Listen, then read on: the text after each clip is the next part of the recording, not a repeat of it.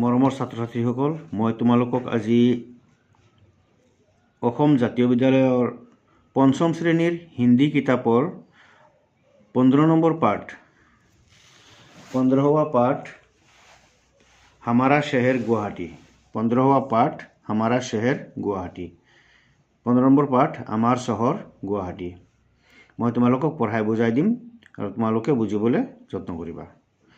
পুৰাণা মৰ্যাদা जगह केंद्रस्थल स्टेडियम न्यायालय हवाई अड्डा राजधानी। तुम्हारे निश्चय बुझी पाइसा।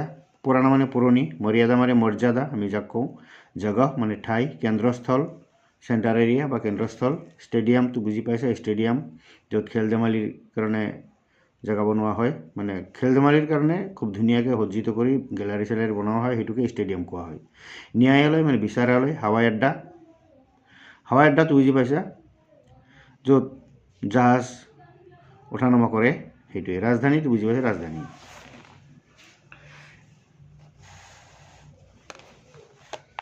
এতিয়া আমি লেसन আৰম্ভ কৰিছোঁ। এইটো গুৱাহাটী চহৰৰ পুৰণা গুৱাহাটীৰ চহৰ ছবি আৰু এতিয়া একেবাৰে কেমেৰাটোৱে হেৰি কৰা নাই বাৰু, মই অলপ উঠাই দিছোঁ, এতিয়া হৈ যাব। यो गुवाहाटी का चित्र है, यो गुवाहाटी का चित्र है, यह गुवाहाटीर चित्र माने छवि। इसका पुराना नाम था प्रागज्योतिषपुर, यार पुराना नाम आसिल प्रागज्योतिषपुर। पहले यहाँ तांबुल गोवा की लंबी लंबी पंक्तियाँ माने हटार माने लाइन थी। यात तांबुल माने तामूल, आमी অসমীয়াত যেটো কওঁ तामूल, और दीघल माने हारी हारी तामूल হৈছিলে। इसी से इस जगह का नाम गुवाहाटी पड़ा और यार पराई এই ঠাইডোখৰৰ नाम गुवाहाटी हल। गुवाहाटी कामरूप जिले के अंतर्गत है, गुवाहाटी कामरूप जिलार अंतर्गत। इसके बीचों बीच ब्रह्मपुत्र बह रहा है और यार माजे माजे माने हुमाजेदी ब्रह्मपुत्र बह গৈছে। सन 1853 1853 এনেকে ক'ব লাগে বা 1853 सनत इंग्राजी को गुवाहाटी ने पहली बार नगर की मर्यादा प्राप्त की। 1853 सनत बा 53 এনেকে কয় 53 गुवाहाटीये प्रथमबार नगरर मर्यादा लाभ करिছিল। सन 1974 माने 1974 इंग्राजी 74 सनत में गुवाहाटी पौर निगम में उन्नीत हुआ। गुवाहाटी 1974 सनत पौर निगमत उन्नीत হৈছিল, মানে पौर निगमत লৈকে আগবাঢ়িছিল। इस निगम के प्रथम मेयर थे राधा गोविंद बरुआ जी। माने गुवाहाटीर प्रथम पौर निगम होवार पिছত पौर निगমৰ मेयर হৈছিল राधा गोविंद बरुआ।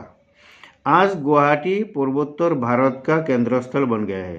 আজি गुवाहाटी पूर्वोत्तर भारतर माने उत्तर पूर्व भारतर केंद्रस्थल হৈ গৈছে।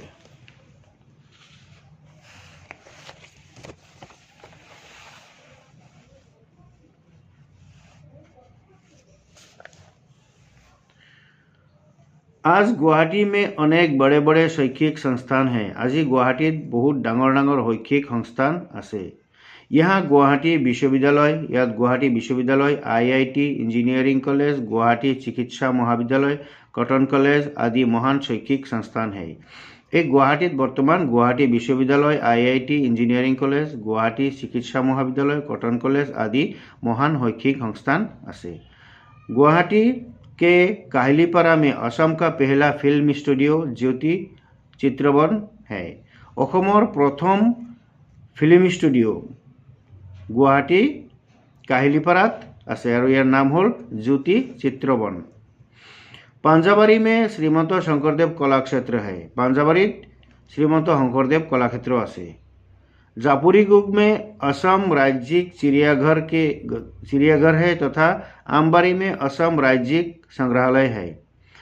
जापुरीगुगत আছে অসমৰ राज्यिक चिड़ियाघर माने चिड़ियाखाना और आमबारीत আছে অসম राज्यिक संग्रहालय माने मिउजियम বুলি ক'লে সকলোৱে বুজি পায় मिउजियम।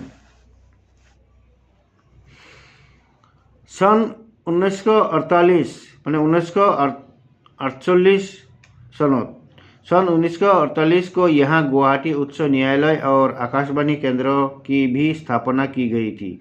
1948 सनत गुवाहाटीत उच्च न्यायालय और आकाशवाणी केंद्र जो रेडियो सेंटर বুলি কোৱা হয় आकाशवाणी केंद्र स्थापन करा হৈছিল। इसके अलावा दूरदर्शन केंद्र भी खोला गया था और यार उपरिও दूरदर्शन केंद्र माने टीवी सेंटर বুলি কোৱা হয় टीवी सेंटर खोला হৈছিল। खेलकूद के लिए Nehru stadium, Rajiv Gandhi stadium, Saroj stadium, Barsapara stadium आदि है।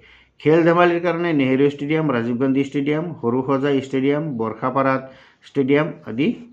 स्टेडियम आदि बना হৈছিল।